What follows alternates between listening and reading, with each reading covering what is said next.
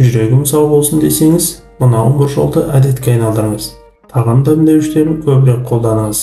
Қызыл, қара бұрыштар, гүлшетен, тимьян, корица, сондай-ақ сарымсақтың да қан айналымын арттыратын күші бар.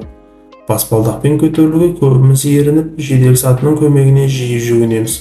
Ал варикоздың алдын алып, жүрек бұлшығетін жаттықтыруда баспалдақпен көтерілудің орны бөлек екеніне мән бермейміз. Егер компьютер алдында ұзақ отыратын болсаңыз, арасында тұрып дене жаттығуларын жасап тұру қажет. Ұзақ уақыт қозғалыссыз отыру оттектің жетіспеушілігі қанның ұюына себеп болады. Темекіден бас тарту керек, өйткені оның құрамындағы никотин ағзадағы сы дәрімен сыртқа шығарып қана қоймай, сонымен қатар жүрек жұмысына кері әсерін тигізеді.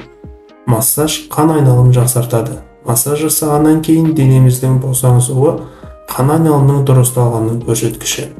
Дұрыс демалудың да маңызы мол.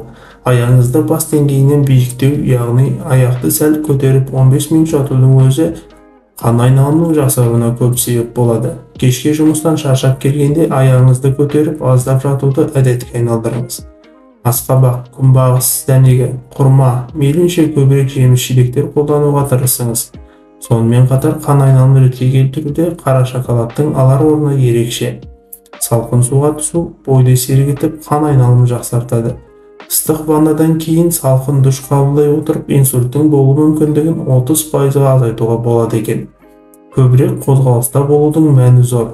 Қозғалыс салауатты өмір салтын ұстану қан айналымын жақсартудың бірден-бір жолы.